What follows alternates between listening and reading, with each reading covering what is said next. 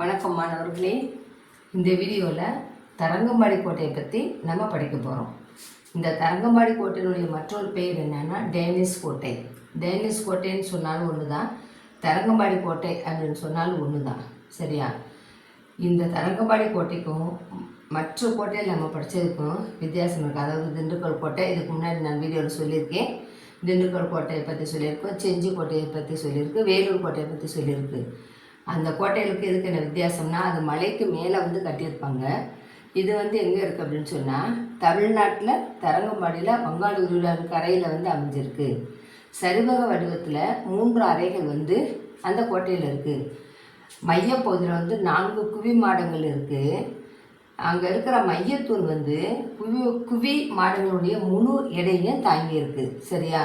இந்த குவி மாடத்தினுடைய எடையை தாங்கி இருக்கக்கூடியது மையத்தூண். இதெல்லாம் இந்த கோட்டையில் இருக்கக்கூடிய சிறப்பம்சம். புரியுதுங்களா?